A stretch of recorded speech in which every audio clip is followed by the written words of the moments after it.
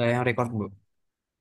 Oke, baik. Selamat siang semuanya. Semoga dalam keadaan baik. Boleh di on cam kan dulu semuanya. Saya nggak akan mulai kalau nggak on cam.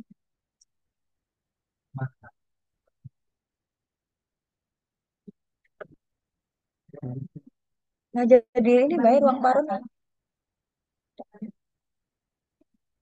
Oke. Mutia baru bangun tidur. Cuci muka dulu Mutia.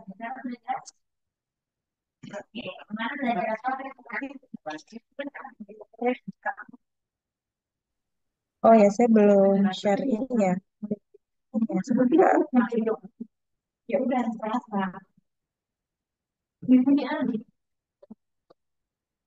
kenapa?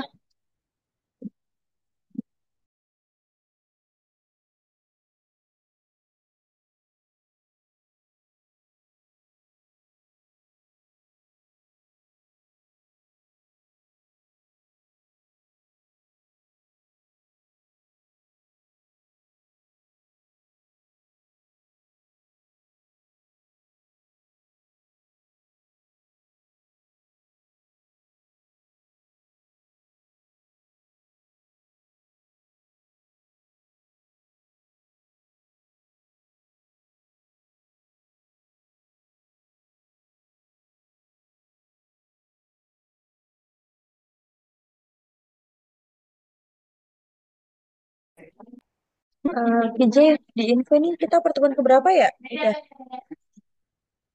Ke-13, Bu. 13. Berarti dua Sebentar, kali sebentar, lagi ya. sebentar. Iya sih pasti kalau dua kali lagi. Satunya UAS. UASnya kemarin saya udah diskusi sama Prof. Henry. Itu kalian observasi ke sekolah ya. Nanti saya kasih rulesnya. Dan permintaan Prof. Henry, UASnya itu selain laporan kalian, itu ada juga harus surat eh, balasan dari sekolah bahwa memang kalian menyatakan observasi di situ gitu. Jadi artinya kalian juga butuh surat ya pengantar dari kampus juga nanti coba diskusi sama Mbak Ella. Aku nanti juga ngomong sama Mbak Ella ya. Ija tolong diingatkan ya masalah itu terkait surat karena Prof. Hendy mintanya selain laporan kalian juga harus melampirkan surat bukti bahwa memang kalian ada observasi ke sekolah itu gitu. 13 ya hari ini ya. Iya, benar, Bu. Hari ini dua kelompok, kedudukan siswa dalam kelompok sama mencari nilai akhir. Membuat laporan, evaluasi program. Oke, ada dua kelompok ya. Oke, teman-teman sebelumnya semoga dalam keadaan baik ya di hari Senin yang lumayan padat ini. Nanti kita bertemu kembali di pukul 17 ya untuk kuliah praktisi juga sama Pak Dodo. Oke, semoga masih tetap semangat mengikuti perkuliahan. Ada dua kelompok yang presentasi. Silakan dipaparkan materinya, nanti kita diskusi. Kalau mau ada kuis silakan, akan lebih bagus juga. Nanti akan ada penguatan materi dari saya. Saya tadi sudah info Prof. Henry, beliau belum merespon mungkin dan ada kegiatan lain juga. Oke, bisa jadi mungkin minggu depan kalau beliau bisa kita offline ya. Izin nanti saya info. Oke, sudah siap kelompok yang akan presentasi? Nah, sudah, Bu. Ini masuk semua KJ 41 orang. Ada yang belum, Bu. Tapi ada yang Kita double harusnya juga. berapa orang? Satu kelas 44. Iya, hadir. Oh, oke. Oke, silakan yang kelompok kedudukan siswa dalam kelompok. Siapa yang presentasi? Kelompoknya siapa? Kelompok saya, Bu. Oke, boleh silakan Mas.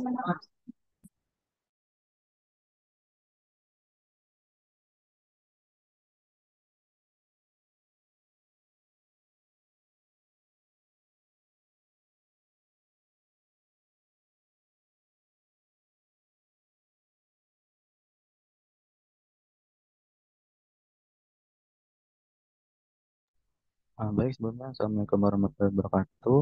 Sebelumnya yang terhormat kepada Profesor Dr. Hendy Arianto MM dan juga Ibu Eka Dwi Utari SPD MPD selaku dosen pengampu. Kami dari kelompok B atau kelompok 13. dengan materi kedudukan siswa dalam kelompok. Adapun anggota kami ada saya sendiri, Adip Aldivari dengan NIM yang tertera, Muhammad Maulana dengan NIM yang tertera, dan Satya Arya Disena dengan NIM yang tertera. Boleh di next. Adapun materi yang akan kami sampaikan, yang pertama ada pengertian kedudukan siswa dalam kelompok.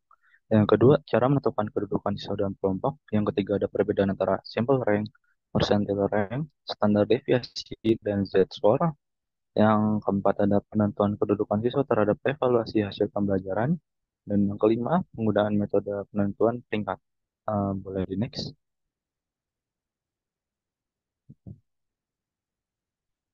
Yang pertama, ada pengertian kedudukan siswa dalam kelompok. Nah, pengertian kedudukan siswa dalam kelompok sendiri adalah sebagai tingkatan seorang siswa dalam hal capaian pembelajarannya, terutama dalam ruang lingkup pendidikan baik kelas maupun di dalam sekolah. Nah, sistem pendidikan yang sangat dipengaruhi oleh penentuan tempat siswa. Dengan mengetahui seberapa baik seorang siswa dalam suatu kelompok, guru dapat mengevaluasi seberapa efektif pendekatan pembelajaran yang mereka gunakan dan memberikan intervensi yang lebih sesuai untuk siswa yang memerlukan. Selain itu, penilaian ini sangat penting untuk meningkatkan kualitas pembelajaran secara keseluruhan karena dapat membantu dalam menentukan area yang perlu diperbaiki oleh guru dan siswa saat mereka membuat strategi pengajaran. Boleh di next.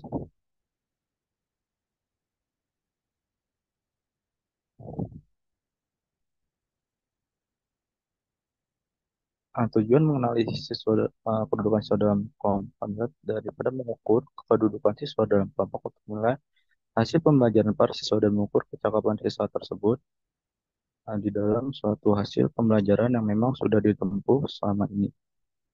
Dengan mengukur kedudukan dan para siswa setelah adanya penilaian, maka dapat membantu seorang guru dalam mengukur hasil pencapaian setiap siswanya yang dapat diketahui apakah siswa tersebut mengalami kesulitan dalam belajar, maka akan berada pada kedudukan akhir dalam suatu kelompok.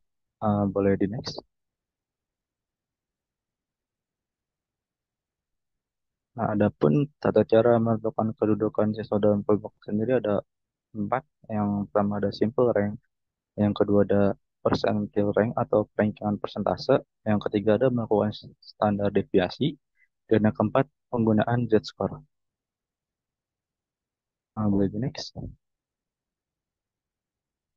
Nah, yang pertama sendiri ada peringkat sederhana atau simple rank. Peringkat sederhana adalah urutan yang dapat menunjuk letak ataupun kedudukan seorang siswa dalam kelompok yang mana dapat dinyatakan dengan penomoran secara angka biasa ataupun secara sederhana.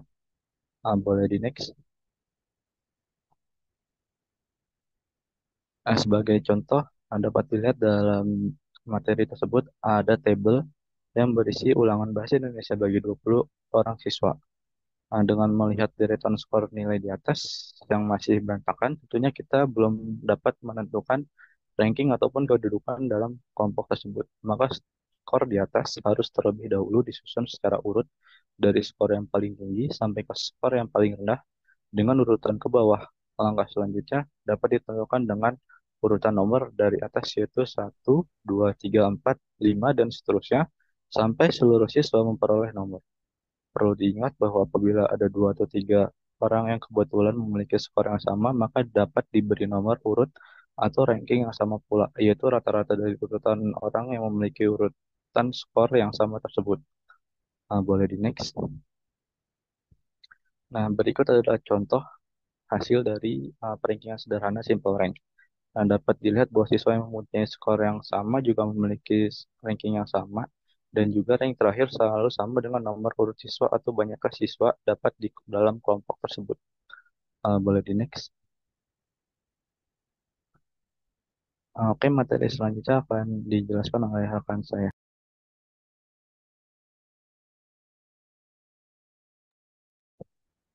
Selanjutnya ada perankingan persentase atau percentil rank. Nah, ranking persentase adalah kedudukan seorang dalam kelompok yang mana dapat menunjukkan banyaknya persentase orang atau siswa yang berada di bawahnya. Dalam hal ini, siswa dapat dibandingkan dengan siswa lain yang mempunyai skor yang sama ataupun lebih kecil daripadanya. Next. Nah, contoh dari persentil rank yaitu jika seorang siswa memiliki PR atau persentil rank sebanyaknya 85 ini menunjukkan bahwa kecakapan siswa tersebut sama atau dapat melebihi dari 85% dibandingkan seluruh kelompok. Next, Ung.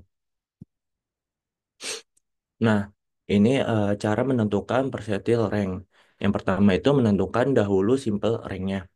Nah, perankingan sederhana adalah urutan yang dapat menunjukkan letak ataupun kedudukan seorang siswa dalam kelompoknya, yang mana dapat dinyatakan dengan penomoran angka biasanya secara sederhana. Yang kedua, mencari banyaknya siswa di dalam kelompok itu, lalu cari berapa banyak siswa yang telah dilampaui. Yang ketiga, mengalihkan dengan 100 setelah dibagi dengan kelompok. Next. Nah, contohnya sebagai contoh dengan kelompok yang 20 orang atau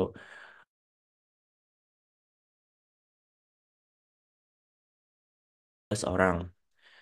PR untuk F adalah 12 per 20 dikali 100 atau 60. Ini berarti banyak bahwa siswa F itu letak dalam kelompok mengalahkan sebanyak 60% untuk presentasi yang bersangkutan. Next.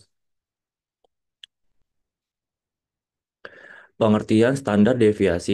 Standar deviasi adalah penentuan kedudukan siswa dengan membagi kelas atau beberapa kelompok. Tiap kelompok dibatasi oleh suatu standar deviasi tertentu. Penentuan kedudukan kelompok berdasarkan standar deviasi ada dua, yakni yang pertama pengelompokan atas ranking 3, yang kedua pengelompokan atas 11 ranking. Next. Nah, selanjutnya ada pengelompokan atas 3 ranking. Pengelompokan atas 3 ranking, presentasi siswa dalam suatu kelas dapat tergambar sebagai sebuah karya normal. Sebagai besar dari siswa-siswa ini terletak di tengah-tengah kurva sebagai kelompok sedang eh, atau 68,27%, sebagian kecil terletak di daerah atas dan sebagian lain akan terletak di daerah bawah atau masing-masing 15,86%. Dengan demikian, maka dalam menentukan seorang siswa terlebih dahulu, kelas dibagi menjadi 3 kelompok. Kemudian kelompok itu dapat diketahui dia termasuk kelompok yang mana. Next. Nah, selanjutnya ada langkah-langkah menentukan kelompok atas 3 ranking. Yang pertama itu menjumlahkan skor semua siswa. Yang kedua, mencari nilai rata-rata atau min dari simpangan baku atau deviasi standar atau standar deviasi. Yang ketiga, menentukan batas-batas kelompok. Eh, sel- Selanjutnya ada kelompok atas, semua siswa yang mempunyai skor sebanyak skor rata-rata plus 1 standar deviasi ke atas. Yang B, eh, kelompok sedang, semua siswa mempunyai skor atas min 1 standar deviasi dan plus 1 standar deviasi. Nah, yang C-nya itu kelompok kurang. Semua siswa yang punya min 1 standar deviasi dan yang kurang dari itu. Next. Contoh pengelompokan atas 3 ranking. Skor 30 orang siswa adalah sebagai berikut sesuai dengan layar. Untuk mengetahui min dan standar deviasi atau SD dapat digunakan rumus-rumus dan dapat dihitung melalui tabel berikut. Nah, tabelnya seperti yang ada di layar ya. Next. Nah, contohnya itu seperti yang ada di layar. Apabila dilakukan tabel ini, maka digunakan rumus-rumus yang lain. Min sama dengan 188 per 30 sama dengan 6,67. Nah, untuk eh, standar rumus deviasi yang ada di layar, maka hasil standar deviasi adalah eh, seperti itu. Next.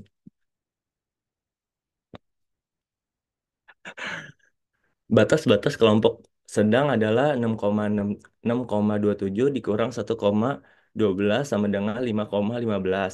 Batas kelompok sedang atas adalah 6,27 plus 1,12 sama dengan 7,3. sembilan. Jadi kelompok atas semua siswa mempunyai skor 7,39 ke atas, yaitu skor 8 adalah 4 orang. Sedangkan kelompok sedang semua siswa mempunyai skor antara 5,15 dan 7,39 adalah 20 orang. Kelompok bawah semua siswa mempunyai skor 5,15 ke bawah adalah 6 orang. Selanjutnya akan dibacakan oleh rekan saya. Baik, yang selanjutnya ada pengelompokan atas 11 ranking. Sebenarnya pengelompokan berdasarkan standar deviasi dapat dilakukan dengan mengambil 3 ranking dan 11 ranking saja. Mean dan standar deviasi yaitu menghitung ke skala 1 sampai 10. Yang selanjutnya akan terdapat 11 rank tingkat. Di sini ada 11 rank tingkatnya. Ranking 1 kelompok siswa dengan nilai 10, ranking 2 kelompok siswa dengan nilai 9, ranking 3 kelompok siswa dengan nilai 8, ranking 4 kelompok siswa dengan nilai 7. Untuk standar mengingatkan kembali batas-batas setiap ranking. Di bawah ini dideretkan lagi standar deviasi untuk tiap skalanya. Jadi skala nilai 10 itu MEAN plus 2,25 SD. SD ini standar deviasi. Terus lalu skala nilai 9 yaitu MEAN plus 1,75 SD. Skala nilai 8 MEAN plus 1,25 SD. Skala nilai 7 MEAN plus 0,75 SD. Skala nilai 6 MEAN plus 0,25 SD. Skala nilai 5 MEAN plus 0,25 SD. Skala nilai 4 MEAN min 0,75 SD. Skala nilai 3 MEAN min 1,5 SD. Skala nilai 2 MEAN min 1,75 SD. Lalu yang terakhir skala nilai 1 yaitu MEAN min 2,5 SD. Untuk ranking ke-11 dengan skala angka 0 dapat dalam siswa yang memiliki skor lebih kecil dari minus 2,25 SD. Lalu yang selanjutnya di sini ada standar Z-score, yaitu Z-score ini angka yang menunjukkan perbandingan perbedaan skor seorang dari MEAN dengan standar deviasinya. Standar Z-score lebih mempunyai arti dibandingkan dengan skor itu sendiri karena telah dibandingkan dengan suatu standar yang sama. Sini untuk menentukan Z-score harus diketahui rata-rata skor dari kelompok dan standar deviasi dari skor-skor tersebut. Di sini ada rumusnya. Rumusnya itu Z sama dengan X min M per SD. Z-nya itu nilai baku, X-nya itu nilai yang diamati, M-nya itu mean atau rata-ratanya, SD itu standar deviasinya. Sini ada contohnya, dari 10 orang siswa tercatat skornya sebagai berikut. 50, 55, 63, 60, 37, 45, 70, 30, 40, dan 50. Yang pertama itu menghitung rata-rata skornya, yaitu 500 per 10. Jadi rata-rata atau meannya itu 50. Untuk mencari standar deviasinya di sini ada rumusnya juga. Eh, Bisa dihitung di sini perhitungannya dengan hasilnya itu 11,78. Terus juga ada contohnya dari perhitungan Z-score. Di sini contohnya itu Suryo yang mempunyai skor 63.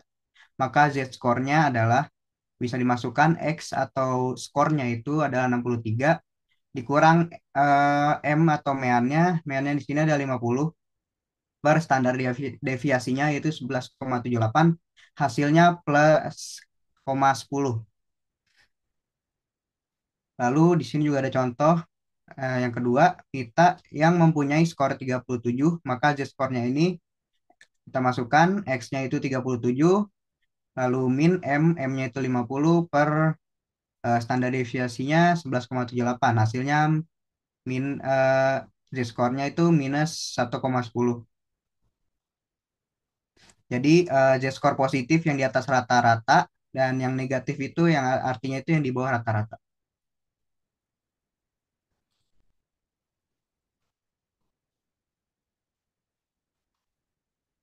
Lalu selanjutnya ada contoh nilai untuk bidang studi dari 5 orang siswa. Di sini ada tabel. Melihat keadaan nilai kelima siswa tersebut, dapat dilihat di sini Tini menduduki tempat teratas dengan jumlah nilai yang paling banyak, sedangkan Ani memiliki jumlah nilai yang sedikit sehingga menduduki tempat paling bawah dengan menggunakan Z-score. Ketentuannya bisa kebalikannya. Contoh nilai matematika ini adalah 90, rata-rata nilai matematika tersebut 50 dengan SD atau standar deviasinya 31,48. Di sini menggunakan rumus Z-score yang tadi, nilainya sini itu 90, di sini rata-rata 50 per standar deviasinya 31,48. Hasilnya itu plus 1,26. Nah, dengan cara yang sama dapat cari Z-score untuk masing-masing siswanya untuk seluruh bidang studi dan hasilnya itu seperti pada tabel berikut. Nah, di sini ada catatannya tanda plus berarti di atas mean atau rata-rata dan tanda yang minus itu artinya di bawah mean atau di bawah rata-rata. Sehingga dilihat terbukti bahwa Tini yang semula menduduki tempat paling atas dan Ani di tempat yang paling bawah, setelah dihitung Z-score-nya, kedudukannya menjadi terbalik. Dengan menggunakan Z-score, kita tidak akan dipengaruhi oleh jumlah nilai dalam menentukan kedudukan dari siswa yang memiliki jumlah nilai yang sama. Jadi dengan angka-angka Z-score yang diperoleh berupa angka-angka desimal dan tanda plus minus, kita dapat menggunakan T-score untuk mempermudahnya. Ya, T-score ini yaitu angka skala yang menggunakan mean sama dengan 50 dan SD-nya atau standar deviasinya itu 10.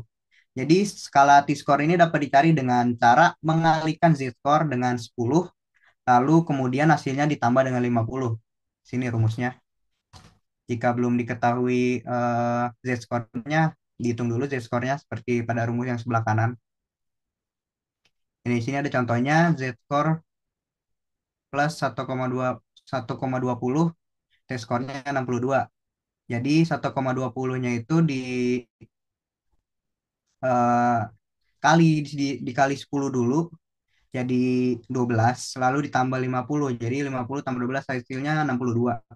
Lalu contoh kedua, Z-score dengan minus 0,80. Nah, jadi dikali 10 dulu untuk mencari T-score-nya, jadi kali 10 jadi 8 dan ditambah 50 jadi hasilnya 42. Maka tabel T-score dari 5 bidang studi dari 5 siswa itu dapat diganti menjadi tabel T-score sebagai berikut. Nah, ini berikut adalah tabel T-score-nya. Lalu yang selanjutnya, penentuan kedudukan siswa terhadap evaluasi hasil pembelajaran dan peningkatan mutu pengajaran di sekolah. Jadi penentuan kedudukan siswa memiliki pengaruh signifikan dalam evaluasi hasil pembelajaran dan kualitas pengajaran di sekolah. Berikut adalah beberapa cara penentuan kedudukan siswa yang dapat mengaruhi evaluasi hasil pembelajaran dan kualitas pengajaran. Yang pertama, di sini ada pengumpulan data valid, yaitu penentuan kedudukan siswa melalui evaluasi membantu guru mengumpulkan data valid tentang kemampuan siswa. Data ini digunakan sebagai dasar bagi guru dalam mengambil sebuah keputusan terkait pembelajaran, sehingga proses evaluasi menjadi lebih akurat dan efektif. Lalu yang kedua, identifikasi kesulitan belajar. Jadi dengan menentukan penentuan kedudukan siswa melalui evaluasi membantu guru mengidentifikasi kesulitan belajar siswa. Dengan demikian, guru dapat memberikan bantuan yang tepat dan meningkatkan kualitas pengajaran. Evaluasi yang berkelanjutan memungkinkan guru untuk mengidentifikasi perubahan yang diperlukan dalam metode dan strategi pembelajaran, sehingga proses pembelajarannya menjadi lebih efektif dan lebih adaptif. Lalu yang ketiga, perbaikan dan pengembangan program pembelajaran. Jadi evaluasi yang melibatkan penentuan kedudukan siswa membantu guru memperbaiki dan mengembangkan program pembelajaran. Guru dapat menempatkan siswa dalam situasi pembelajaran yang lebih tepat sesuai dengan tingkat kemampuan mereka, sehingga meningkatkan efektivitas pembelajaran. Lalu yang selanjutnya yang keempat, peningkatan kualitas siswa. Jadi penilaian pembelajaran yang melibatkan penentuan kedudukan siswa memiliki dampak signifikan terhadap kualitas siswanya. Dengan melakukan evaluasi yang tepat dan menyeluruh, guru dapat meningkatkan kualitas siswa melalui proses pembelajaran yang lebih efektif. Lalu yang kelima, refleksi proses pembelajaran. Jadi evaluasi pembelajaran yang melibatkan penentuan kedudukan siswa berfungsi sebagai refleksi proses pembelajaran. Guru dapat mengetahui kelebihan dan kekurangan dari proses pembelajaran yang telah dilaksanakan, sehingga dapat melakukan perbaikan yang lebih efektif. Lalu yang terakhir yang keenam, komunikasi dan interaksi guru siswa. Interaksi antara guru dan siswa itu menjadi faktor penentu keberhasilan pembelajaran. Penentuan kedudukan siswa melalui evaluasi membantu meningkatkan interaksi ini dengan memberikan umpan balik yang objektif, sehingga guru dapat memperbaiki cara belajar mengajarnya. Dan selanjutnya, penggunaan metode penentuan peringkat. Jadi, penentuan peringkat siswa dapat ditentukan dengan menggunakan beberapa metode berikut ini. Yang pertama, pengumpulan data prestasi, yaitu metode penentuan peringkat menggunakan indeks prestasi atau rata-rata nilai sebagai dasar peringkat. Dengan demikian, guru dapat mengumpulkan data prestasi siswa secara sistematis yang kemudian dapat digunakan untuk mengidentifikasi siswa yang mengalami kesulitan belajar. Lalu yang kedua ini ada analisis keterampilan akademik dalam sistem ranking. Prestasi akademik siswa menjadi salah satu kriteria yang utama.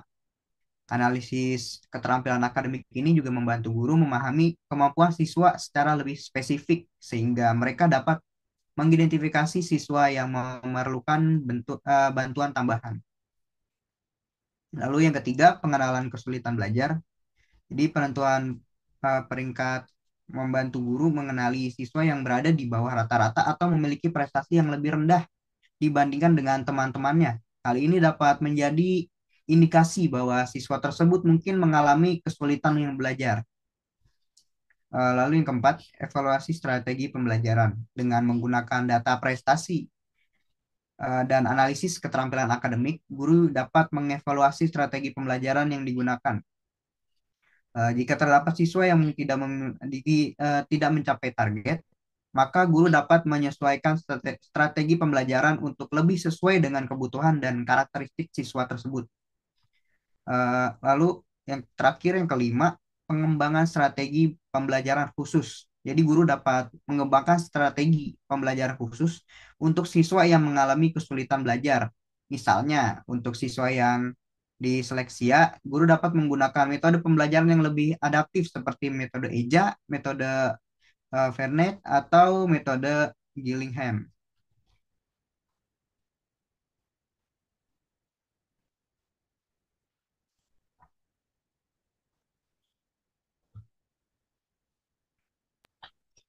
Oke, baik. Mungkin sekian pemaparan materi dari kelompok kami. Untuk teman-teman, jika memang ada yang ingin bertanya, boleh raise hand dan sebutkan nama dan juga kelompoknya.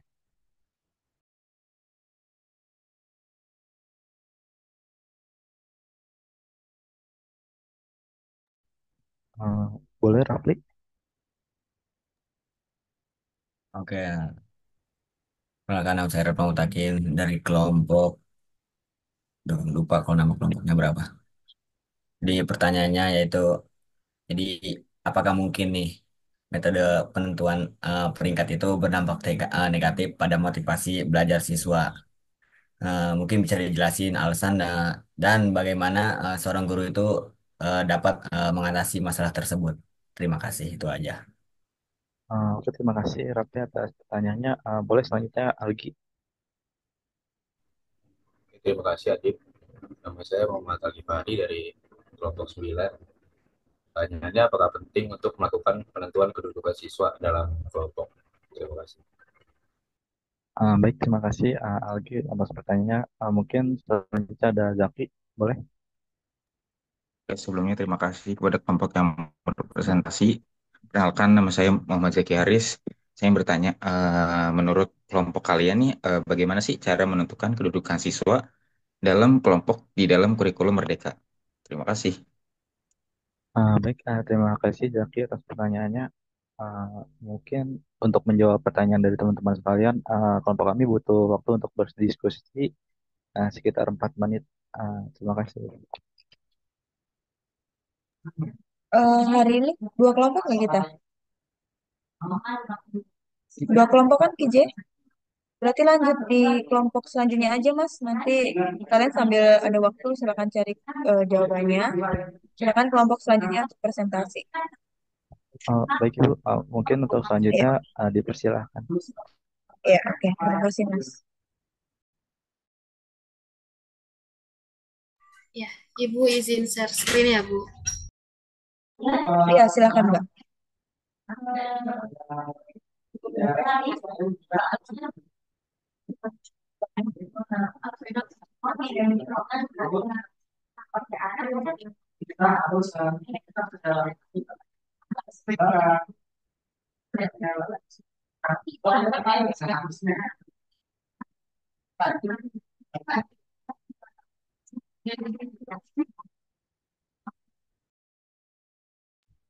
Baik, Assalamualaikum warahmatullahi wabarakatuh. Yang terhormat Profesor Dr. Andes Henry Erianto MM dan Ibu Eka Dewi Utari SPD MPD selaku dosen pengampu evaluasi pendidikan. Kelompok kami akan mempresentasikan mengenai materi mencari nilai akhir. Boleh di next? Nah, anggota kelompok kami terdiri dari 2 orang. Pertama saya sendiri, Rini Kanela Pitaloka, dan rekan saya Salsan Julian. Boleh di next. Oke, sebelumnya materi yang akan kami paparkan hari ini yang pertama ada nilai akhir, faktor-faktor yang diperhitungkan dalam penilaian, cara menentukan nilai akhir dan juga kegunaan hasil penilaian. Nah, yang pertama definisi nilai akhir. Nah, penentuan nilai akhir oleh seorang pendidik terhadap peserta didiknya pada dasarnya merupakan pemberian dan penentuan pendapat pendidik terhadap peserta didiknya, terutama mengenai perkembangan, kemajuan, dan hasil-hasil yang telah dicapai oleh peserta didik yang berada di bawah asuhannya setelah mereka menempuh proses pembelajaran dalam jangka waktu tertentu. Nah, nilai akhir ini juga biasa disebut dengan nilai final. Nilai final sendiri adalah sebuah nilai berupa dengan bentuk angka maupun huruf yang menunjukkan tingkatan hasil pembelajaran peserta didik setelah menyelesaikan program pendidikan di jenjang tertentu dalam kurun waktu yang telah ditetapkan, dan pemberian nilai ini menjadi dasar bagi pendidik untuk mengevaluasi perkembangan dan hasil capaian peserta didik selama proses pembelajaran. Boleh di next?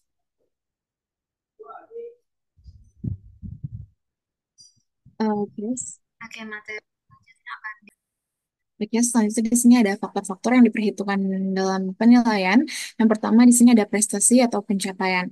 Prestasi atau pencapaian menjadi salah satu faktor dalam penentuan nilai akhir dikarenakan hal tersebut menjadi sebuah cerminan tingkatan peserta didik dalam hasil memahami dalam pembelajaran dan mencapai tujuan pendidikan yang telah ditentukan dalam setiap mata pembelajaran. Simbol yang dipakai untuk menunjukkan nilai seperti huruf dan angka digunakan sebagai gambaran mengenai prestasi atau pencapaian peserta didik dalam pembelajaran. Lalu yang kedua, usaha. Selain prestasi atau pencapaian yang dicapai oleh peserta didik, usaha yang telah dilakukan oleh peserta didik dalam pembelajaran juga menjadi faktor penilaian pendidik dalam menentukan nilai akhir. Seperti contoh, jika peserta didik mendapatkan hasil belajar yang kurang dari target yang ditentukan, akan tetapi pendidik seringkali mengamati hasil yang telah dicapai oleh peserta didiknya dengan teliti bahwa peserta didiknya telah bekerja dengan keras dan rajin, serta mengikuti dalam pembelajaran. Hal tersebut dapat menjadi pertimbangan pendidik untuk memberikan nilai tambahan sebagai penghargaan atas kerja keras dan usaha yang telah dilakukan oleh peserta didik dalam pembelajaran. Begitupun juga sebaliknya, jika peserta didik yang memiliki hasil yang tidak sesuai dengan target yang telah ditentukan, tetapi tidak memiliki kerja keras atau usaha dalam pembelajaran, maka pendidik akan memberikan nilai akhir sesuai yang telah didapatkan peserta didik dengan apa adanya tanpa nilai tambahan.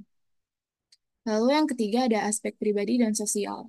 Faktor pribadi dan sosial yang memiliki hubungan dalam proses pembelajaran juga menjadi bahan pertimbangan pendidik dalam menentukan nilai akhir. Seperti contoh, pada peserta didik yang mempunyai karakter yang baik dan taat pada aturan sekolah, mereka pantas untuk mendapatkan nilai tambahan karena telah memiliki pribadi yang baik. Sekalipun peserta didik yang memiliki prestasi atau pencapaian yang baik, tetapi memiliki karakter yang buruk atau tidak taat pada aturan sekolah, pantas untuk mendapatkan hukuman seperti pengurangan nilai di akhir. Lalu yang terakhir di sini ada kebiasaan bekerja. Faktor bekerja adalah sebuah aspek yang berkaitan dengan kebiasaan peserta didik dalam mengerjakan dan menjalankan tugas, seperti contoh ketepatan peserta didik dalam mengumpulkan tugas yang diberikan pendidik, kerapihan pengerjaan tugas, ketelitian dalam menjawab tugas, kerapihan dalam berpakaian, serta kebersihan badan dan lain sebagainya. Oke, boleh di next.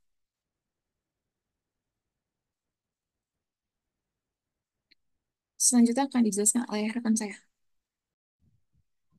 materi selanjutnya yaitu cara menentukan nilai akhir. Setiap guru mempunyai pendapatnya masing-masing mengenai cara menentukan nilai akhir. Hal ini didasari oleh pandangan mereka mengenai seberapa besar peran siswa dalam pembelajaran. Peran siswa dalam pembelajaran ini meliputi menyelesaikan tugas, berpartisipasi dalam diskusi, mengikuti tes formatif, mengikuti ujian tengah semester, ujian semester, dan juga rajin mengikuti proses kegiatan belajar mengajar, serta yang lain-lain. Nah, sedangkan guru berpendapat bahwa kehadiran di kelas dan partisipasi dalam diskusi merupakan kegiatan yang benar-benar menunjang prestasi, sehingga kehadiran siswa juga harus diperhitungkan dalam menentukan nilai akhir. Sementara guru lainnya berpendapat bahwa tidak ada gunanya memperhitungkan kehadiran karena walaupun siswa hadir dalam kelas, tidak menutup kemungkinan bahwa hanya raganya saja gitu yang ada di dalam kelas. Nah, penentuan nilai akhir ini dilakukan khususnya pada saat guru akan mengisi raport atau ijazah. Biasanya untuk menentukan nilai akhir, guru berpedoman pada peraturan atau pedoman yang dikeluarkan oleh pemerintah atau lembaga-lembaga yang membawahinya. Nah, pada saat mengolah hasil penilaian ini perlu diperhatikan agar pendidik tidak mencampur adukan perhitungan antara hasil penilaian formatif dan juga sumatif karena penilaian formatif dan sumatif ini memiliki fungsi yang berbeda.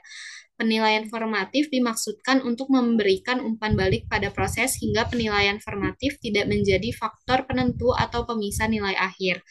Nah, dalam mengolah dan menentukan hasil akhir penilaian sumatif, sebaliknya pendidik membagi penilaiannya ke dalam beberapa kegiatan penilaian sumatif agar peserta didik dapat menuntaskan penilaian sumatifnya dalam kondisi optimal atau tidak terburu-buru ataupun tidak terlalu padat. Untuk situasi ini, skor akhir merupakan kombinasi dari beberapa kegiatan penilaian tersebut. Boleh di next?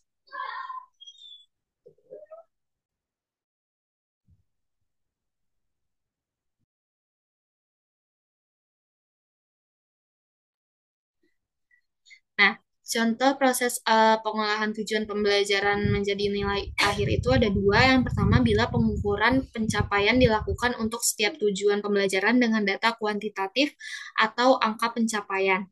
Nah, misalnya dalam satu semester ada 4 tujuan pembelajaran untuk mata pelajaran IPA, 7 tujuan pembelajaran untuk bahasa Indonesia, dan 4 tujuan pembelajaran untuk mata pelajaran agama. Diasumsikan bahwa satuan pendidikan menggunakan rentang nilai untuk ketercapaian tujuan pembelajaran. Rentang ini bisa sama untuk setiap mapel atau mata pelajaran ataupun berbeda tergantung kesepakatan para pendidik di satuan pendidikan. Selanjutnya ketuntasan ditentukan untuk setiap tujuan pembelajaran, bukan hasil akhir pengolahan nilai sumatif per mata pelajaran. Nah, ketidaktuntasan ini ditandai dengan simbol bintang di tujuan pembelajaran tertentu saja. Hal ini bertujuan untuk mengkomunikasikan kepada orang tua dan peserta didik mengenai mana saja tujuan pembelajaran yang belum dituntaskan oleh peserta didik. Jadi ini contohnya para pendidik menyepakati bahwa rentang skor 0 sampai 55 belum mencapai ketuntasan dan 56 sampai 100 sudah mencapai ketuntasan. Boleh di next?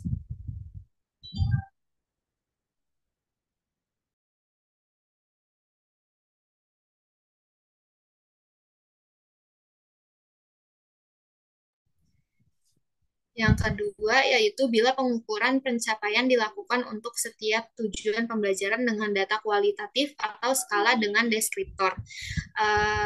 Yang pertama itu ada perlu bimbingan, jadi peserta didik masih kesulitan dan sangat bergantung pada bimbingan dalam mencapai tujuan pembelajaran dan belum siap memasuki pembelajaran lebih lanjut, dan perlu direkomendasikan untuk menguatkan tujuan pembelajaran dengan mengikuti remedial. Yang kedua yaitu cukup peserta didik masih kesulitan dalam mencapai sebagian tujuan pembelajaran yang dipelajari sebelum mengikuti pembelajaran selanjutnya dengan penekanan pada aspek-aspek yang belum dikuasai. Yang ketiga ada kriteria baik, yaitu peserta didik sudah menuntaskan sebagian besar indikator tujuan pembelajaran dan perlu siap mengikuti pembelajaran selanjutnya. Lalu yang terakhir yaitu sangat baik dan bisa dideskripsikan sebagai peserta didik mengikuti pembelajaran selanjutnya dan dilibatkan dan diberikan pengayaan atau tantangan lebih.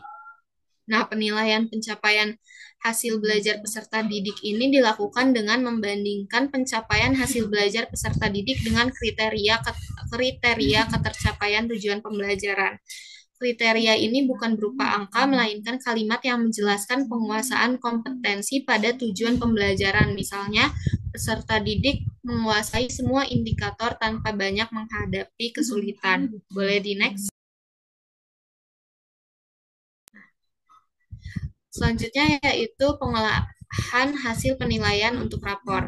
Nah, pengolahan hasil penilaian dilakukan dengan memanfaatkan hasil formatif dan sumatif. Dan terdapat dua jenis data, yaitu data hasil penilaian dalam bentuk numerik atau kuantitatif dan data hasil penilaian yang atau kualitatif yang telah dijelaskan sebelumnya. Pengolahan hasil penilaian dalam bentuk numerik atau kuantitatif ini hanya berdasarkan hasil penilaian sumatif, sedangkan penilaian informatif digunakan sebagai umpan balik untuk perbaikan pembelajaran serta sebagai bahan pertimbangan untuk menyusun deskripsi capaian kompetensi. Seperti pada contoh, jadi yang warna hijau ini adalah capaian tertinggi peserta didik, sedangkan yang merah adalah capaian terendah bagi peserta didik. Nah, dalam deskripsinya itu yang merah dapat dideskripsikan dengan perlu pendampingan dalam memahami konsep waktu, jam, menit, detik, dan juga perlu pembimbingan lebih lanjut agar kemampuan tersebut dikuasai secara konsisten.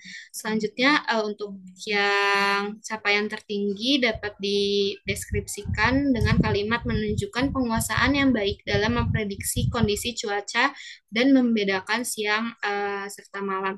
Nah, kalimat-kalimat itu bisa disesuaikan dengan materi pelajaran yang telah dilalui oleh peserta didik. Boleh next? Oke, selanjutnya akan dijelaskan oleh rekan saya. Selanjutnya ada kegunaan hasil penilaian. Yang pertama di sini ada fungsi instruksional. Tujuan utama dalam proses pembelajaran adalah memastikan bahwa perkembangan dan pembelajaran siswa dapat mencapai tingkat yang optimal. Salah satu cara untuk memastikan agar peserta didik dapat mencapai tingkat yang optimal adalah dengan cara pendidik memberikan nilai. Dalam fungsi instruksional, pemberian nilai akhir adalah sebuah bentuk apresiasi atau umpan balik yang menjadi cerminan tingkatan peserta didik telah mencapai tujuan yang telah ditentukan dalam proses pembelajaran. Jika pendidik memberikan nilai dengan terperinci dan teliti, hal tersebut akan sangat membantu untuk melihat seberapa besar pencapaian peserta didik pada setiap tujuan dari proses pembelajaran yang telah dilakukan. Saat pendidik memberikan nilai dengan terperinci dan teliti, maka nilai tersebut akan dapat membantu peserta didik atau pengelola pengajaran untuk mengetahui dan memperbaiki pada bagian-bagian yang kurang dan perlu diperbaiki. Lalu yang kedua di sini ada fungsi administratif. Fungsi administratif ini terbagi menjadi beberapa hal. Yang pertama di sini ada untuk menentukan apakah peserta didik layak untuk diluluskan atau tidak. Kedua, untuk menempatkan peserta didik ke dalam kelompok atau bidang yang sesuai dengan kemampuannya. Yang ketiga, menentukan apakah peserta didik layak mendapatkan beasiswa atau tidak. Yang keempat, untuk memberikan rekomendasi kepada peserta didik guna melanjutkan ke jenjang pendidikan berikutnya. Lalu yang kelima, untuk memberikan gambaran mengenai hasil pencapaian peserta didik selama sekolah pada calon pemberi kerja. Lalu yang keempat, yang ketiga di sini ada fungsi informatif. Saat pendidik memberikan nilai akhir kepada peserta didik, hal tersebut mempunyai fungsi informatif, yang mana berarti nilai akhir yang diberikan pendidik dapat memberikan informasi kepada pihak yang berkaitan dengan peserta didik, seperti orang tua peserta didik, wali kelas, dan lainnya. Dengan informasi yang didapatkan melalui nilai akhir yang didapat oleh peserta didik, maka pihak yang berkaitan dengan peserta didik tentunya akan dapat mengetahui keadaan peserta didik dan memberikan perhatian lebih dan dorongan untuk membimbing. Lalu pihak yang berkaitan juga dengan peserta didik seperti orang tua dan wali murid akan memiliki hubungan yang baik dengan sekolah. Lalu yang terakhir, pemberian nilai akhir kepada peserta didik mempunyai peran penting dalam proses pembelajaran, yang mana dengan penilaian yang terperinci dan jelas, maka pendidik dapat mengetahui peserta didik telah memerlukan bantuan dalam proses pembelajaran. Lalu yang terakhir ada fungsi bimbingan. Dengan memberikan nilai akhir kepada peserta didik memiliki arti yang penting bagi pekerjaan pembimbing karena dengan adanya perincian nilai yang mengenai peserta didik, maka petugas bimbingan dapat mengetahui dengan mudah kekurangan atau hal yang belum dapat dicapai oleh peserta didik.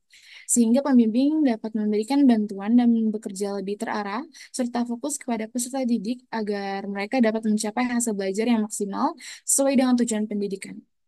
Oke, boleh di next. Lalu kesimpulannya di sini ada nilai akhir bukan hanya sekedar pemberian angka kepada pendidik oleh pendidik, namun sebagai sebuah indikator yang mencerminkan keseluruhan tingkat kemampuan serta capaian peserta didik dalam proses pembelajaran dalam pendidikan di sekolah. Oke, boleh di next.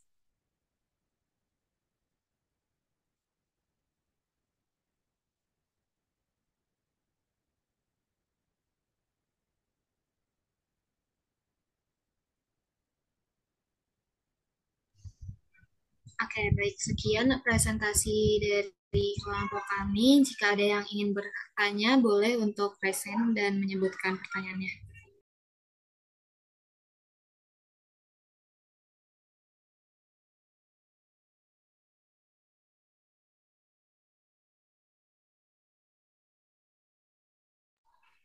Oke, boleh Marina.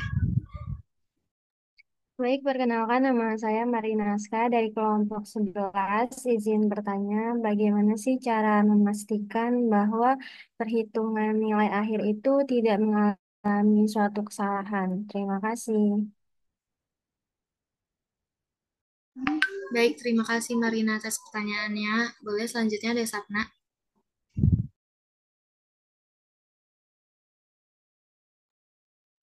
Perkenalkan, nama saya Sapna Kadegiastuti dari kelompok 15. Izin bertanya, bagaimana cara penentuan nilai akhir yang adil dan objektif dalam sistem pendidikan mengingat adanya berbagai metode penilaian yang dapat mempengaruhi hasil? Baik, terima kasih Sapna atas pertanyaannya. Mungkin kami meminta waktu untuk mencari jawabannya, sementara itu dikembalikan kepada kelompok sebelumnya. Terima kasih. Oke, terima kasih Nela. Di sini saya akan menjawab pertanyaan dari Zaki Haris. Pertanyaan itu adalah menurut kelompok kalian bagaimana cara menentukan kedudukan siswa dalam kelompok di dalam kurikulum merdeka. Nah, untuk kurikulum mereka sendiri dalam mengukur kedudukan siswa dalam kelompoknya menggunakan alfabet ya, yang mana dapat merepresentasikan nilai itu sendiri.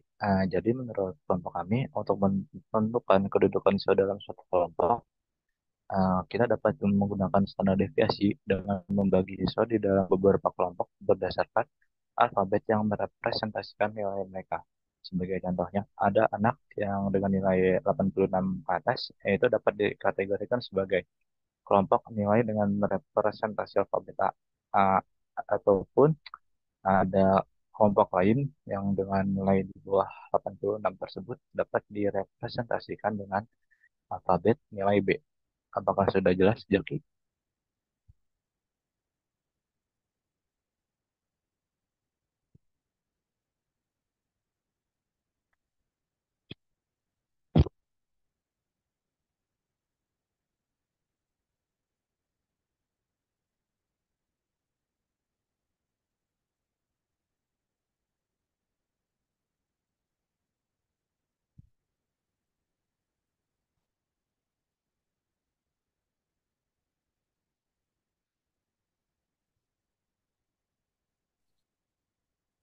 Baik, yang selanjutnya ada pertanyaan dari Muhammad Al-Ghifari.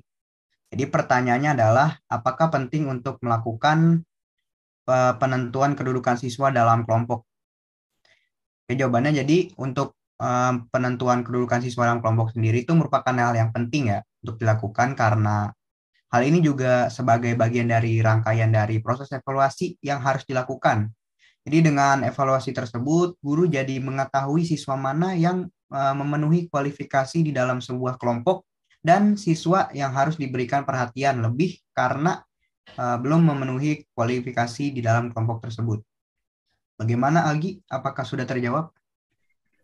Oke, sudah. Terima kasih Maulana. Baik, sama-sama.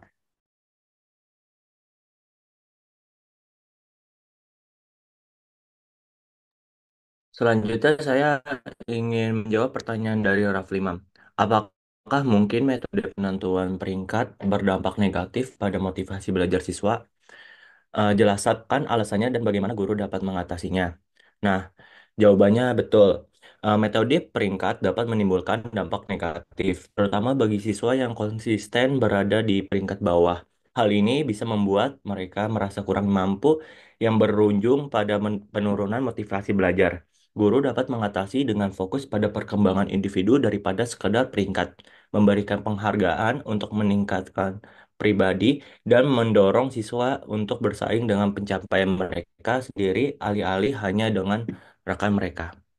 Bagaimana Rafli Imam Mutakin? Baik, terima kasih sudah terjawab. Oke. Ah, baik, mungkin karena semua pertanyaan sudah terjawab, untuk presentasi kelompok kami cukupkan kurang lebih. Assalamualaikum warahmatullahi wabarakatuh. Ya. Kami kembalikan ke kelompok. Sebentar ya Mas, mungkin saya menambahkan dulu biar saya nggak lupa gitu ya. Terkait kelompok yang pertama tadi. Terima kasih yang sudah presentasi mengenai materi kedudukan siswa dalam kelompok gitu ya. Sudah bagus sekali tadi PPT-nya sudah menarik, penjelasannya juga sangat detail, ada contoh-contohnya terkait bagaimana sih cara menghitung, menilai juga gitu ya siswa dalam kelompok itu sendiri. Oke, ya kedudukan siswa dalam kelompok ini ya memang sebenarnya acuannya itu terhadap peran dia ya, posisi dia gitu. Ya, itu kan dalam setiap individu di sebuah kelompok belajar itu sendiri. Eh, Tadi juga sudah disampaikan oleh kelompok yang tadi juga. Ini suara saya terdengar jelas kan? Mohon maaf agak ramai Bu Jelas, Fauzi Bu. karena kayak terkait beberapa kedudukan siswa gitu dalam kelompok ada beberapa jenisnya. Ada pemimpin, ada kontributor aktifnya juga, pengamat, dan juga pastinya ada penghambat gitu. Bisa kalian mungkin bisa kalian alami sendiri juga gitu ya, misalkan ada tugas kelompok gitu. Biasanya kan ada nih yang paling yang lebih banyak kontribusinya, yang kontributor aktif, leadernya siapa gitu, penghambatnya siapa. Pastinya juga biasanya ada penghambatnya gitu ya, mungkin yang dia kayak pas bagian job desk dia suka ngilang-ngilang seperti apa itu pasti selalu ada gitu dalam dalam setiap kelompok itu. Lalu seberapa penting sih evaluasi gitu ya dalam pendidikan siswa dalam kelompok ini ya pasti sangat penting sekali gitu untuk mengidentifikasi peran siswa itu sendiri gitu ya. Kalau misalnya kita tidak membagi kelompok nih, kita kan tidak tahu ya apakah cara dia dalam berkolaborasi itu seperti apa, kemampuan dia bagaimana dalam berinteraksi dengan teman sebayanya gitu kan. Nah, itu untuk mengidentifikasi itu tadi bagaimana peran siswa itu sendiri gitu, memahami kedudukan siswanya yang akan membantu kita sebagai guru, sebagai pendidik untuk mengetahui sejauh mana kontribusi masing-masing siswa itu dalam kelompok, dalam sebuah tim gitu ya. Lalu pentingnya evaluasi kedudukan ini juga untuk meningkatkan apa dinamika kelompok itu sendiri gitu dengan evaluasi yang baik, pendidik ataupun guru kalian dia juga bisa membantu kelompok itu bisa bekerja lebih aktif gitu. Nanti ada hubungannya juga dengan mencari nilai akhir ya, dengan menyeimbangkan peran siswa itu juga. Itu mendukung peran kolaboratif pastinya ya salah satu faktor pentingnya kedudukan siswa ini. Karena apalagi di kurikulum Merdeka tadi saya sempat menyimak juga ada pertanyaannya itu tadi saya sudah jelaskan juga ya. Di kurikulum Merdeka ini sangat sangatlah fokus gitu berbasis proyek gitu ya, kolaborasi juga gitu. Nah, kedudukan dalam kelompok ini ya menjadi lebih efektif dengan memahami ya bagaimana siswa itu berinteraksi dengan teman sebayanya, dengan teman di kelompoknya, dan juga cara dia dalam mengatasi sebuah permasalahan, misalkan ada studi kasus, bagaimana pendapat dia, kontribusi dia itu seperti apa gitu ya. Lalu berbicara terkait bagaimana sih metodenya gitu ya. Tadi sudah bagus dijelaskan oleh kelompok yang presentasi. Sebenarnya metodenya banyak ya, metode dalam evaluasi itu banyak sekali. Itu memang harus sesuai dengan kebutuhan teman-teman dalam prosesnya juga gitu ya. Misalnya nanti menjadi guru, misalkan ingin melihat kedudukan siswa dalam kelompok, mungkin bisa melakukan beberapa metode, salah satunya ada observasi langsung gitu ya. Seperti sekarang ini saya pun mencatat gitu, saya setiap kalian presentasi, kalian berdiskusi itu pasti selalu saya catat gitu ya. Saya sebagai pendidik, sebagai dosen itu mengobservasi langsung, mencatat kalian dalam berdiskusi itu seperti apa. Karena ya saya juga belajar akan hal itu gitu. Di saya kuliah 2 kemarin di evaluasi pendidikan ini kami diajari juga gitu ya terkait pengamatan observasi langsung ini gitu untuk mencatat. Saya pun bisa bisa menilai juga siswa ini di dalam kelompoknya kalau misalnya memang dia yang banyak mencari materi di makalah itu gitu ya akan kelihatan gitu ya dari cara dia menjelaskan, dari cara dia menjawab gitu. Nah itu bisa salah satu jadi metode juga untuk menentukan prioritas dalam kelompok yaitu observasi langsung. Kalian bisa mencatatnya perilaku siswa kalian selama diskusi kelompok gitu ya termasuk siapa yang aktif, siapa yang pasif. Di catatan saya pun selalu ya makanya saya bilang kok kalau diskusi yang tanya ini aja gitu ya. Saya selalu berharap ini selanjutnya mungkin yang belum pernah bertanya, belum pernah memberikan pendapat bisa mulai bersuara gitu ya. Karena agar saya bisa mencatat nama kalian, selain itu saya juga bisa menghafal kalian gitu. Oke, lalu mungkin juga metode lainnya ya ada namanya sosiometri itu teknik biasanya untuk hubungan sosial antar siswa gitu ya. Misalkan siapa yang paling sering kalian ajak diskusi dalam kelompok biasanya kelihatan nih dalam kelompok ini kadang orangnya itu aja gitu artinya dia mungkin sudah ada klik gitu ya kalau misalkan dalam kelompok cocoknya sama ini nih karena secara kerja sama mungkin bisa terbangun dengan baik ya dalam tim juga bisa berlangsung dengan baik juga tapi sebenarnya kalau misalkan terlalu mencolok juga misalnya tiap mata kuliah ada tugas kelompok orangnya itu saja itu kan jadi nggak bagus juga gitu ya teman-teman kalian harus juga bisa berbaur dengan yang lain gitu jangan yang misalkan aktif lalu berkelompok dengan yang aktif terus nanti kasihan dong yang mungkin yang mau belajar buat mencoba untuk aktif akhirnya bertemu dengan yang pasif terus gitu nah itu saya harap juga itu tidak terjadi di kelas saya gitu ya.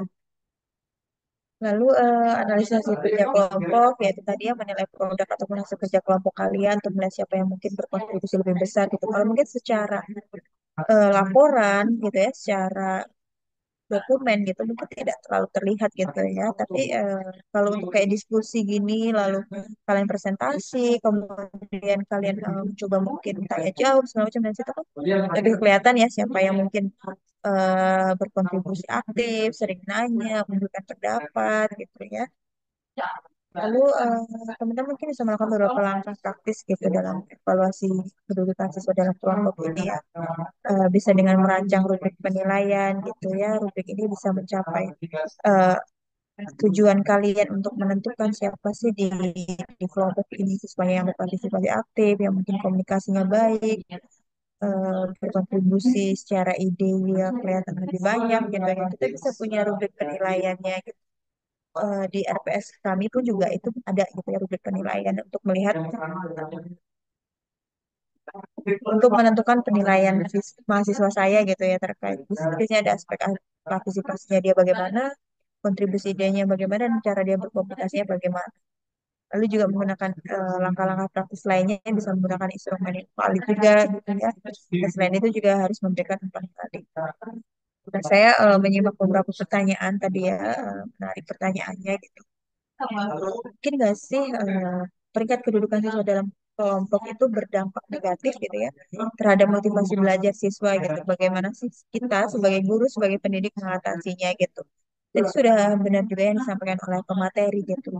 Kalau dibilang berdampak, sebenarnya ada dampak negatif dan juga dampak positifnya tentunya. Terutama kalau untuk dampak negatifnya itu misalkan kedudukan itu dipersepsikan gitu ya sebagai sesuatu yang tidak adil gitu atau memberikan sesuatu tertentu gitu. Nah itu kan akan memberikan dampak negatif juga ya ke siswa kita gitu. Jadi ada stigma sosialnya juga. Mungkin siswa dengan yang tadi yang saya bilang mungkin yang pasif, mungkin juga peringkatnya rendah di kelas itu gitu ataupun dalam kelompok.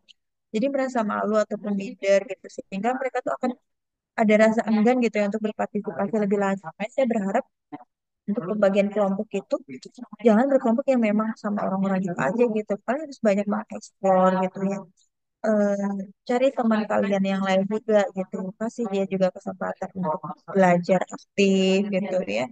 Jangan yang aktif berkumpul sama yang aktif, yang pasif berkumpul sama yang pasif. Nah, itu kan misalnya jadi tidak maksimal gitu ya, tidak kurang efektif gitu ya.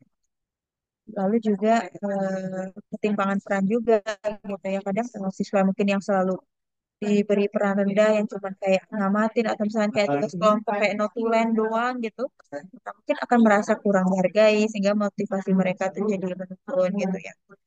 Oke, mungkin juga sebaliknya juga kalau siswa yang terlalu misalkan dia dominan, kemungkinan dia merasa terlalu terbebani juga gitu ya. Dan juga biasanya kadang kalau di kelompok nih yang biasa menyajikan materi itu biasanya menguasai materi karena dia yang buat makalahnya nih biasanya kan gitu ya. Nggak sekalian lah zaman saya kuliah pun juga kebanyakan gitu karena saya mungkin di dalam kelompok saya dominan nih misalkan saya yang buat materi, buat PPT, buat makalah. Jadi kan saya memang benar-benar menguasai ya. Satu sisi saya merasa apa ya ada kerasa puas juga karena memahami materi.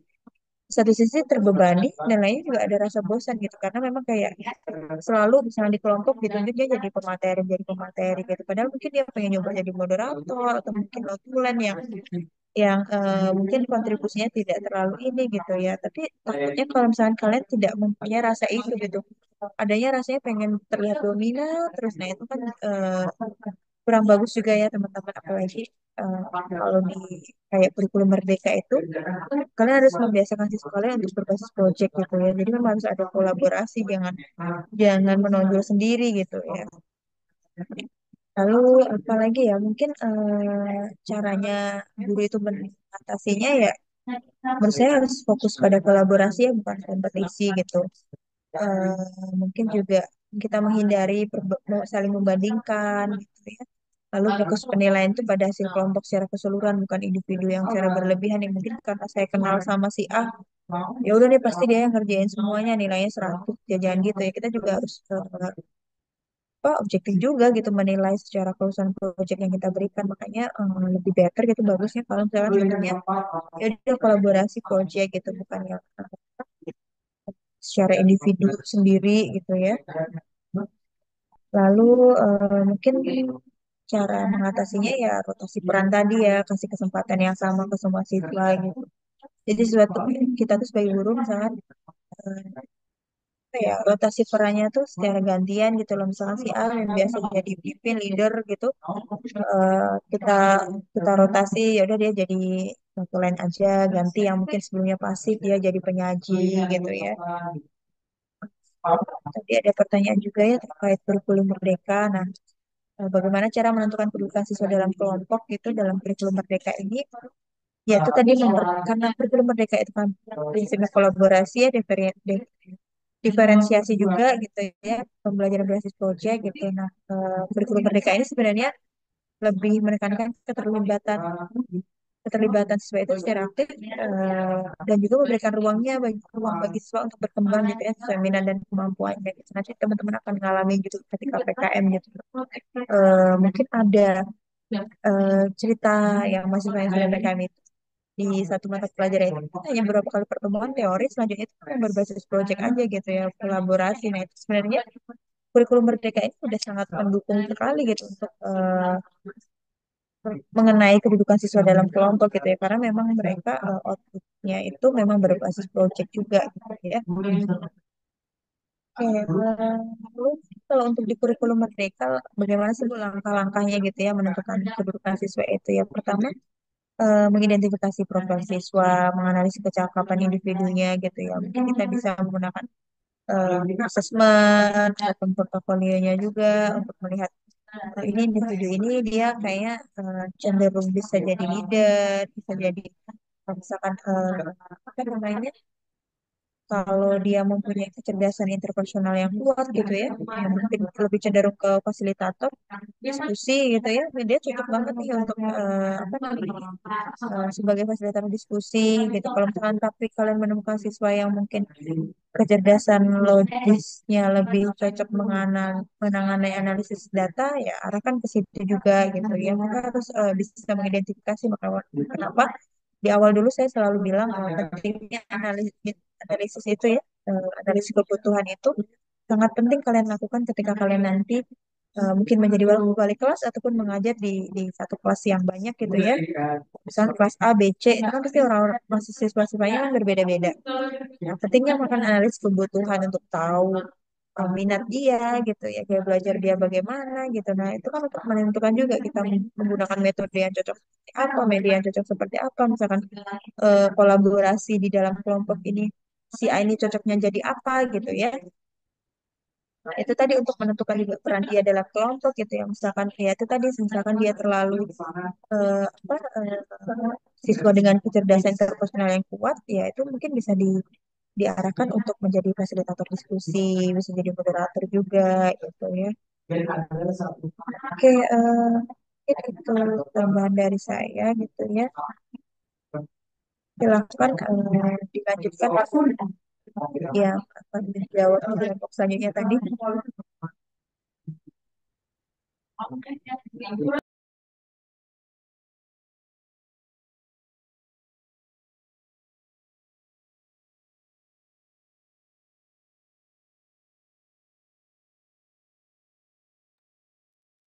Gimana Mbak, kelompok selanjutnya sudah siap menjawab? Sudah, Ibu. Ya, silakan Mbak dijawab. Selanjutnya, saya akan menjawab pertanyaan dari Marina. Pertanyaannya itu, bagaimana cara memastikan bahwa perhitungan nilai akhir tidak mengalami kesalahan? Jadi, ada beberapa cara yang bisa dilakukan oleh guru untuk memastikan perhitungan nilai akhirnya ini tidak mengalami kesalahan. Yang pertama itu ada rekap nilai dengan detail. Guru harus mencatat setiap nilai, seperti simpan catatan semua nilai tugas, UTS, dan UAS serta bobotnya. Ini akan memudahkan guru untuk melakukan audit atau pengecekan ulang dan melakukan penghitungan nilai di akhir. Lalu yang kedua, di sini ada memahami formula atau prosedur yang digunakan. Pastikan memahami dengan benar rumus atau metode yang digunakan dalam perhitungan nilai akhir. Misalnya, jika perhitungan melibatkan nilai bobot nilai tugas, ujian, atau kehadiran, pastikan semua komponen yang diperhitungkan sesuai dengan ketentuan yang telah berlaku.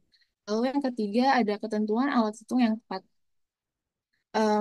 Guru bisa menggunakan kalkulator atau spreadsheet seperti Microsoft Excel atau Google Sheet atau software khusus untuk membantu perhitungan. Guru bisa menggunakan rumus rumus otomatis untuk menghitung nilai akhir berdasarkan bobot yang telah ditentukan. Lalu guru harus memastikan bahwa rumus yang dimasukkan telah benar. Penggunaan spreadsheet ini sangat membantu karena bisa menghitung secara otomatis dan meminimalkan kesalahan manual. Lalu yang keempat, di sini ada memeriksa data input dengan cermat. Pastikan data yang dimasukkan ke dalam perhitungan ini benar seperti nilai individu, bobot masing-masing komponen, dan tidak ada data yang terlewat atau salah dimasukkan. Lalu yang kelima ada verifikasi data. Periksa ulang perhitungan. Ini bisa dilakukan pengecekan ganda dengan menghitung secara manual atau menggunakan kalkulator sebagai pembanding. Ini mungkin akan bisa ya, memakan waktu 2 kali atau kerja 2 kali. Tapi kalau misalkan guru ngerasa nggak yakin, mereka bisa melakukan hal ini. Lalu yang terakhir ada dokumentasi dan catatan. Simpan semua langkah perhitungan dan data awal untuk memudahkan audit atau pemeriksaan ulang di kemudian hari. Jika ada kesalahan, maka hal ini bisa memudahkan guru untuk memeriksa dan mengidentifikasikan jika ada kesalahan. Memastikan akurasi dalam perhitungan nilai akhir membutuhkan kombinasi antara pemahaman formula, penggunaan alat bantu yang benar, pemeriksaan ulang, dan validasi. Dengan angka ini, maka risiko kesalahan dapat diminimalisirkan. Untuk Marina, apakah sudah terjawab? Ya, sudah. Terima kasih. Oke, sama-sama. Baik, selanjutnya izin menjawab pertanyaan dari Satna kelompok 15. Pertanyaannya, bagaimana cara penentuan nilai akhir yang adil dan objektif dalam sistem pendidikan, mengingat adanya berbagai metode penilaian yang dapat mempengaruhi hasil penilaian. Nah, jadi penentuan nilai akhir yang adil dan objektif dalam sistem pendidikan ini adalah tantangan yang kompleks dan ada beberapa langkah-langkah yang dapat dilakukan untuk mencapai tujuan ini. Yang pertama yaitu transparansi kriteria penilaian, seperti yang tadi sudah dijelaskan oleh Ibu Eka, yaitu penyusunan rubrik penilaian. Nah, penyusunan rubrik penilaian ini untuk mengembangkan rubrik penilaian yang jelas ini untuk setiap jenis tugas atau ujian. Rubrik ini harus mencakup kriteria spesifik yang akan dinilai seperti pemahaman konsep, kemampuan analisis, dan keterampilan komunikasi. Selanjutnya yaitu mengkomunikasikan kriteria penilaian kepada siswa di awal semester. Hal ini membantu siswa memahami apa yang diharapkan dan bagaimana mereka dapat mencapai hasil yang baik. Yang kedua yaitu penggunaan beragam metode penilaian. Jadi menggabungkan berbagai metode penilaian seperti ujian tertulis, presentasi lisan, proyek kelompok, dan tugas individu. Dengan cara ini, siswa dapat menunjukkan kemampuan mereka dalam berbagai konteks. Selanjutnya yaitu menggunakan penilaian formatif seperti kuis dan tugas kecil untuk memberikan umpan balik berkelanjutan dan penilaian sumatif yaitu seperti ujian akhir untuk mengukur pencapaian keseluruhan. Selanjutnya, yang ketiga, umpan balik berkelanjutan. Guru dapat memberikan umpan balik rutin dan konstruktif setelah setiap tugas atau ujian. Umpan balik ini harus spesifik dan membantu siswa memahami area yang perlu diperbaiki. Setelah itu, guru dapat mengadakan sesi diskusi setelah pengembalian tugas untuk membahas umpan balik dan strategi perbaikan dengan siswa. Selanjutnya yaitu pelatihan guru. Nah, pelatihan ini bisa dalam pelatihan penilaian objektif. Jadi dapat disediakan pelatihan bagi guru tentang teknik penilaian yang objektif termasuk cara menghindari bias dalam penilaian. Hal ini bisa meliputi pelatihan tentang penggunaan rubrik penilaian, teknik penilaian alternatif, dan cara memberikan umpan balik yang konstruktif. Selain itu juga kolaborasi antar guru. Nah, mendorong kolaborasi antar guru ini dalam merancang penilaian dan membahas hasilnya untuk memastikan konsistensi dalam penilaian di seluruh kelas atau mata pelajaran. Yang terakhir yaitu evaluasi rutin sistem penilaian. Jadi mengumpulkan data hasil belajar siswa secara berkala untuk menganalisis efektivitas sistem penilaian dapat dilakukan. Nah, data ini bisa berupa nilai rata-rata, distribusi nilai, serta umpan balik dari siswa tentang proses penilaian. Selanjutnya yaitu revisi sistem penilaian. Berdasarkan analisis data, dapat dilakukan revisi terhadap sistem penilaian jika ditemukan ketidakadilan atau ketidakefektifan dalam penilaian. Hal ini bisa meliputi perubahan bobot komponen penilaian atau pengenalan metode baru. Nah, dengan menerapkan langkah-langkah tersebut, institusi pendidikan dapat menciptakan sistem penilaian objektif.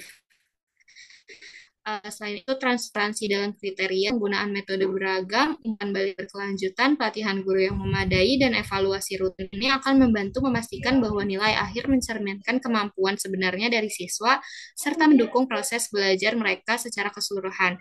Dan dengan demikian, siswa tidak hanya dinilai berdasarkan hasil akhirnya, tetapi juga pada perkembangan dan usaha mereka selama proses pembelajaran. Untuk Sapna, apakah sudah terjawab? Baik, sudah terjawab Nela, terima kasih. Baik, terima kasih kembali Sapna dan Marina atas partisipasinya. Untuk itu kami izin menutup presentasi dari kami. Wassalamualaikum warahmatullahi wabarakatuh. Dikembalikan kepada Ibu Eka. Oke, baik. Terima kasih ya, Mbak, sudah menjawab gitu ya. Tambah sedikit dari saya terkait bagaimana sih cara memastikan bahwa pencarian nilai akhir itu agar tidak terjadi kesalahan, agar adil dan juga objektif gitu ya. Mungkin tadi sudah sangat detail dijelaskan juga oleh kelompok yang presentasi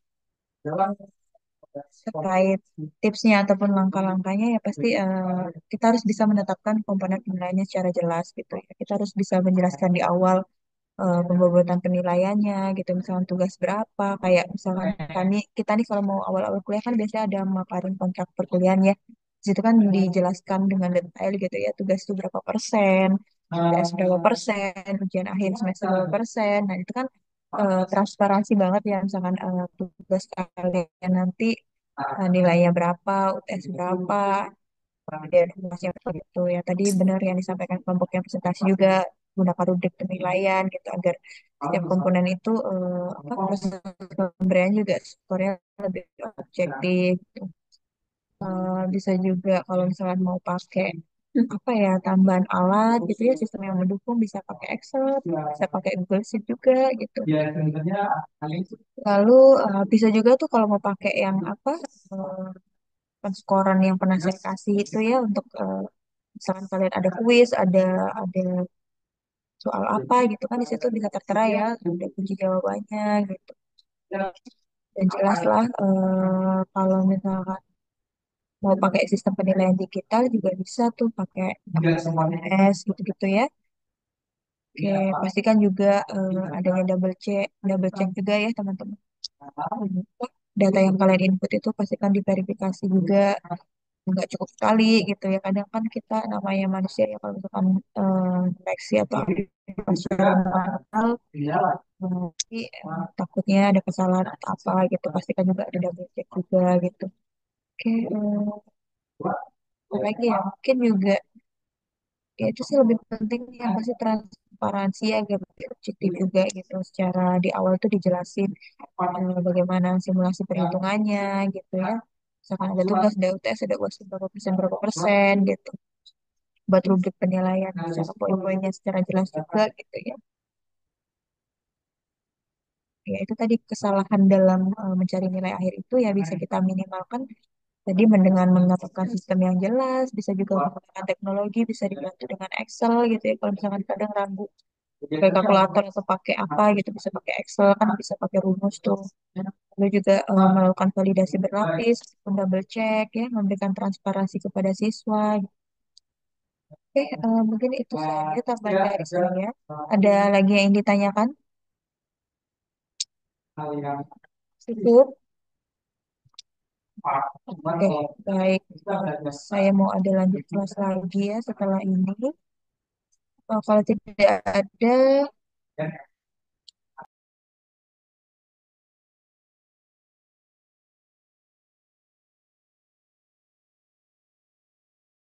oke sebentar. Ada lagi nggak yang mau ditanyakan? Cukup. Cukup, Bu. KJ ingatkan saya minggu depan ya. Kayaknya Prof. Henry mau masuk sih. Kemarin sempat bilang ada minggu depan atau ini dia beliau kalau pas lagi di Jakarta nanti di info gitu ya. Nanti ingatkan saya hari Jumat lah ya KJ ya, biar saya Sabtu bisa follow up lagi ke beliau kalau beliau mau masuk hari Seninnya ya. Baik, Bu. Oke, Ntar untuk UASnya dikirim berarti ya, Bu. minggu depan nah, nanti saya siapkan dulu. Saya harus eh, ke Prof. Henry dulu nih. Nanti beliau setujunya gimana. Oke, lalu untuk berarti minggu depan kelompok terakhir ya, presentasi ya, dua kelompok ya, dua kelompok lagi ya, pertemuan ke-14. Oke. Oke teman-teman, kalau tidak ada pertanyaan lebih lanjut, saya rasa cukup ya. Terima kasih banyak untuk hari ini teman-teman yang presentasi, yang sudah bertanya, lalu berdiskusi, kemudian teman-teman sekalian yang sudah on cam sampai dengan akhir. Saya ucapkan terima kasih. Saya sudah mencatat siapa saja yang off cam ya. Bisa satu bentuk juga nih sebagai pendidik kalian harus punya juga data pencatatan ya. Oke, itu saja dari saya. Lebih dan kurangnya saya mohon maaf. Sampai bertemu minggu depan. Tetap sehat selalu, semangat ya mengikuti perkuliahan. Bentar lagi kita akan selesai juga. Lagi mau UAS, silakan dipersiapkan sebaik mungkin. Sehat selalu, jaga kesehatannya. Oke, saya akhiri ya. Wassalamualaikum warahmatullahi wabarakatuh. Waalaikumsalam warahmatullahi wabarakatuh. Waalaikumsalam warahmatullahi wabarakatuh. KJ boleh di screenshot sebentar.